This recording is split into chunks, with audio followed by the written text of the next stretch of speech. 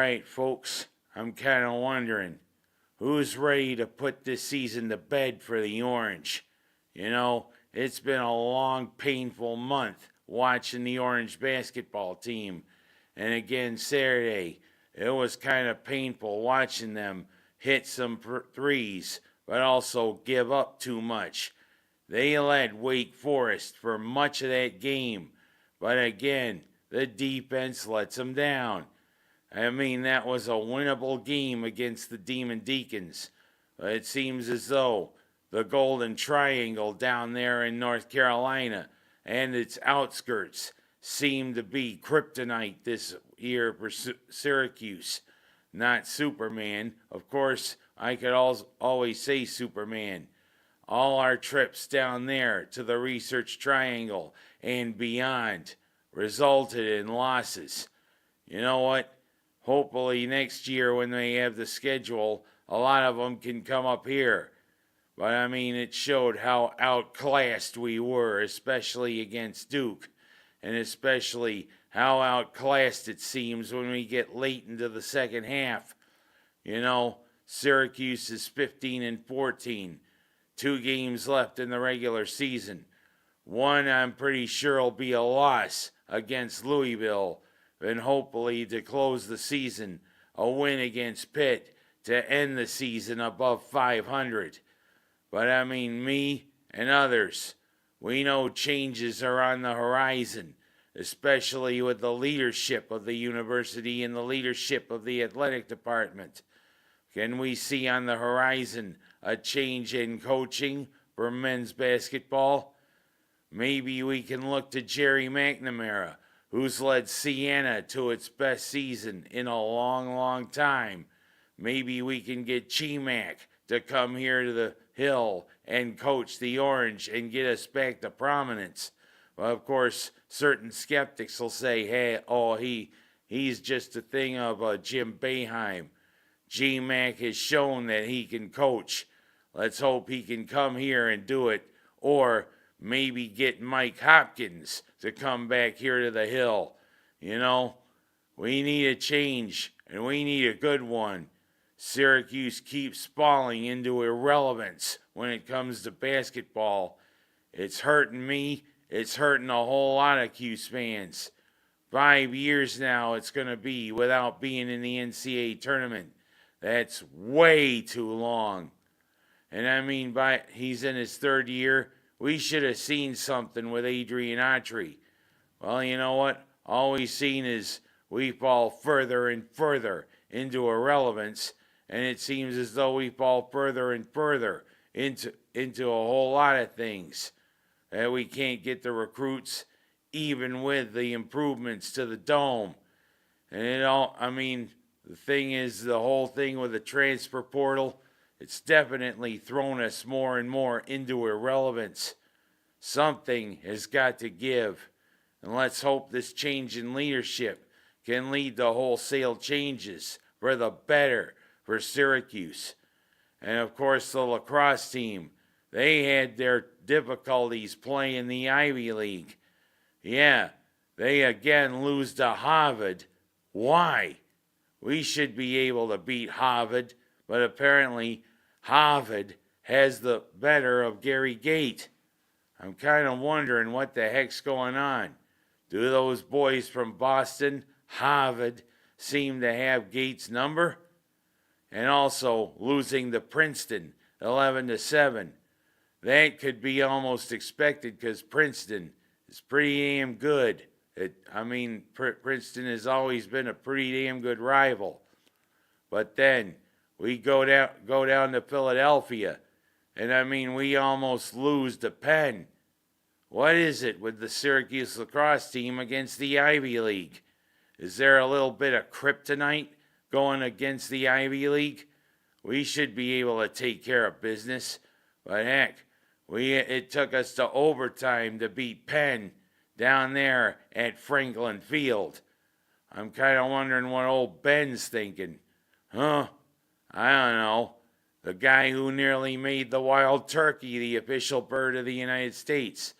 Heck, the wild turkey's a unique bird. Heck, It's a lot better than the domesticated turkey, a lot smarter. Of course, I prefer the bald eagle. And who watched that terrific commercial during the Super Bowl with the bald eagle and the Clydesdale? Definitely shows it's America's symbol on this 250th year of the United States of America. But I digress. We got another big opponent, our big rival, coming up Saturday down in Baltimore. We go and play our old friends, John Hopkins, down there in Baltimore. And that is another one that could show whether we're ready to challenge for the national title or Gary Gates got work to do. All in all, you gotta wonder, Syracuse falling further into irrelevance with basketball, and hopefully the lacrosse team can show its relevance. But we'll see. Now I'm going from talking about that basketball to local basketball. The Section 5 tournament is definitely in full swing, and we've seen some interesting results. And I will say kudos to the Minders girls team. You gave it a whirl, but it wasn't to be. Yeah, you took care of Attica.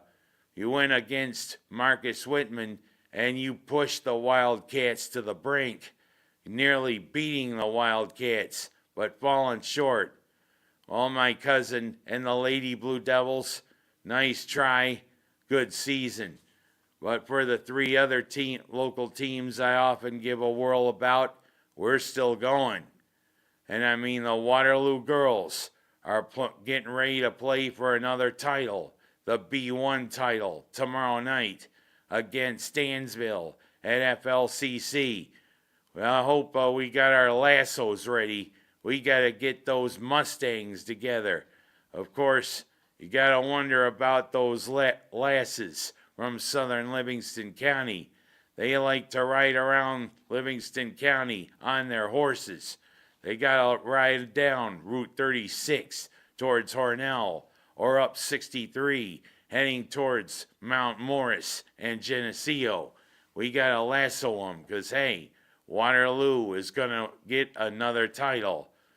And for the Waterloo boys, they're doing some pretty good damage themselves, especially against Early College.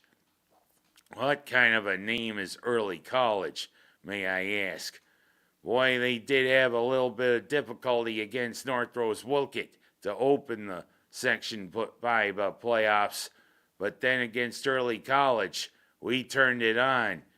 Phi Slamma Jamma showing he can hit from the outside, a.k.a. Carter Peterson, and Kellen Mahoney showing that, hey, he can shoot from outside, much like Larry Bird. But let's not get ahead of ourselves. Big win against Early College. Now we got Leroy tonight at FLCC. Can the Tigers take out the Owatkin Knights? Of course, you got people kind of wonder, what's an Owatkin Knight? Well, you know, Owatka Creek flows through Leroy, and you know what? Hey, they need a way to honor that creek that flows through town with a big name, a knight, an Owatkin Knight. Well, you know, Route 5 and Route 19 go through Leroy. Do the Knights ride down that? We'll see. But of course, let's hope Waterloo can take down the Owatkin Knights. And as for the Minders boys, boy, it's been a nice little run for the Minders boys, taking out Dansville and also upsetting Hornell. I guess Hornell had a little too much chili. Well, you know what? Minders is going to be playing Wellsville in the semifinals. And there is that little thing. If Waterloo and Minders win their games, guess who'll be playing each other for the boys' B1 title? I mean, it could be real interesting and a really good bunch of people going up to the Blue Cross Arena. If that happens, let's hope Waterloo can get past Leroy and Minders can get past Wellsville. And the thing is, because of the distance policy, where are they playing? Bath. Well, you know what? Whoever emerges out of that southern tier village, which I should say is the county seat of Steuben County, and right on I-86, you got to think they're going to be the cleanest team.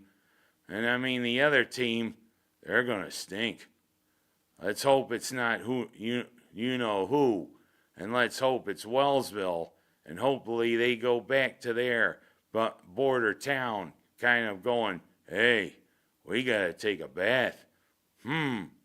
Could be an interesting few days here for the Section 5.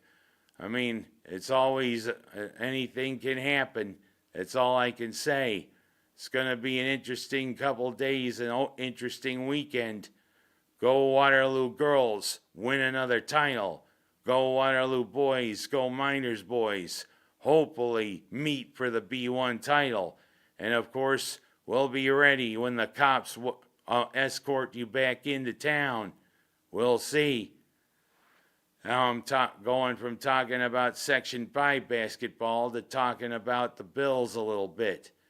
Next Wednesday is the start of the free agency period, and Buffalo and others are making a few moves, clearing some salary cap space, and also signing a couple of veterans, kind of ones that kind of help on special teams, and also depth veterans.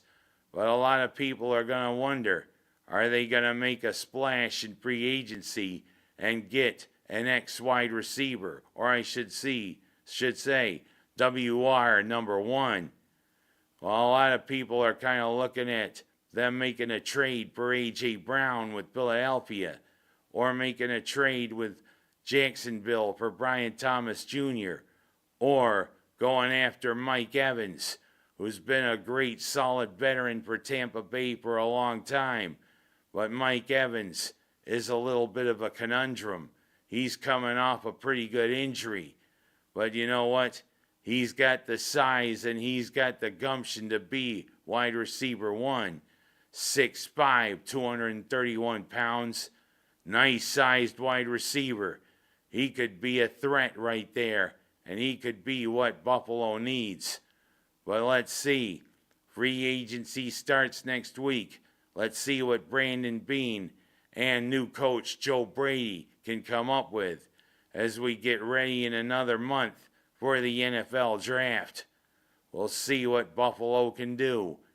And last but not least, what about a big triple header, guys? April 11th. I mean, if anybody's got 10 or 11 hours to kill inside the dome, heck, they could watch women's lacrosse against Notre Dame.